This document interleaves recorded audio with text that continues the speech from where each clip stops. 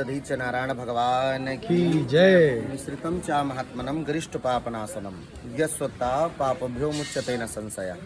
इस मिश्रित तीर्थ दधीची कुंड की कथा महात्मा को जो प्राणी श्रवण करते हैं, सुनते हैं, उनके गरिष्ठ मतलब महापातक नष्ट हो जाते हैं। ऐसा 52 पुराण में दिया है। एक समय अग्नि कुंड में गलत मंत्र उच्चारण होने से एक विकराल वृत्तासुर नाम दैत्य की उत्पत्ति हुई। इस वृत्तासुर के लिए वर्णन श्रीमद् भागवत के 6वें स्कंद के 10वें अध्याय में आता है।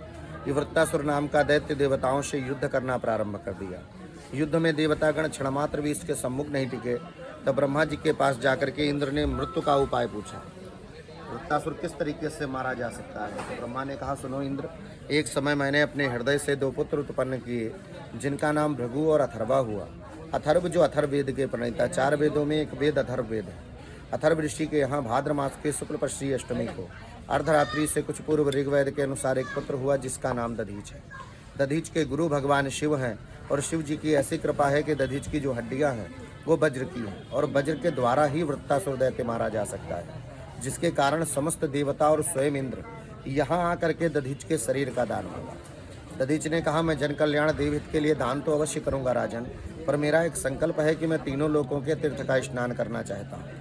अगर ये संकल्प अधूरा रह गया तो कहीं न कहीं मेरी आत्मा पापगामी हो जाएगी। क्योंकि दधीच से प्रसन्न होकर के भगवान विष्णु ने लिंग पुराण के अंतर्गत इनको नारायण कवच प्रदान किया था। इंद्र ने समस्त देवताओं से कहा, समुद्रे आदि तीर्थे को स्वर्ग पाताल में बचा। देवतागण जाकर के आकाश पाताल मृतलोक के समस्त तीर्थों को यहाँ लाए। दधीच ने 84 कोसी पहले परिक्रमा की। सतयुग में दधीच ने की, त्रेता में राम ने किया, कलयुग में आज भी अविरल चल रही है। उसके बाद पूर्णिमा में जब परिक्रमा पूर्ण हुआ तो इसी भूमि पर बिठाकर अभिषेक किया गया। जब सब जल आपस में मिल गए तो ये पवित्र कुंड स्थापित हुआ, जिसका नाम मिश्रित हुआ। मिश्रित का तात्पर्य होता है मिला हुआ, मिक्सचर। पर इस तीर्थ का उपनाम दधीची कुंड कहलाया। लिखा हुआ है, श्री मिश्रितम सकल तीर्थम अहम नमामि शारदत्त कोटि सहितम मघनासनम चाह काये नवंग भनसतो शमया विभुआ पापानि तानि समयम सहनम प्रसादात। अगर इस काया से जाने अनजाने कोई पाप हो जाए और इस जल को उठाकर अपने ऊपर छिड़क मात्र लिया जाए तो सारे पाप नष्ट हो जाते हैं। उसके बाद दधीच ने अपने शरीर को जीवित ही गऊ से चटाया। जीवित चटाने का कारण ये, जब ये पंच तत्व के शरीर से प्राण निकलता है तो शरीर लकड़ी के जैसा आकर जाता है। इसका शरीर को जीवित ही दान देना था। आज हम आपको ब्लेड लगे तो पट्टी करते, पेन किलर खाते। उन्होंने सृष्टि के कल्याण मतलब हम सबके कल्याण के लिए जीवित ही अपने शरीर का दान दे दिया। गऊ से चटाकर हड्डियाँ निकली, वज्र बने, जिनके नाम गांडीव, पिनाक, सारंग और वज्र हुआ। गांडीव अग्नि देवता ने लिया, अर्जुन ने लेकर के महाभारत पर विजय प्राप्त की। पिनाक शंकर जी को मिला, त्रेता युग में सीता स्वयंवर में जनकपुर में तोड़ा गया। सारंग विष्णु ने लेकर के राम अवतार में अधर्मी रावण का वध किया। ये सब दधीच की हड्डियों के थे। वज्र मिला, वज्र का नाम है कांगी वज्र। वृत्तासुर से युद्ध प्रारंभ हुआ। वृत्तासुर ने एक समय इतना आक्रामक हो गया कि इंद्र ऐरावत को अपने पेट में रख लिया।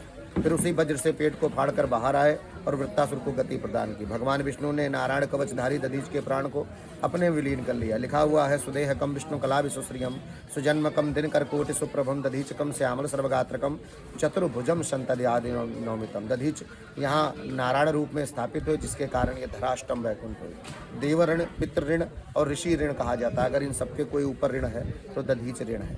अगर दधीची अपनी अस्थियों का दान नहीं देते तो आज सृष्टि असुरमय होती। हम देवताओं के वास नहीं कर पाते, ना देवता हमारी रक्षा कर पाते, आज सब असुरमय होता। इसलिए दधीच का बहुत बड़ा त्याग है और बहुत बड़ा दान है। सृष्टि में न किसी ने किया था, न सृष्टि में आगे कोई करेगा। इसकी क्षमता नहीं की जा सकती। प्रेम से बोले दधीच भगवान की जय। बहुत बहुत धन्यवाद पंडित जी। तो आपने सुना इस जगह की महिमा के बारे में और ऋषि दधीच जी के बारे में। बहुत बहुत धन्यवाद।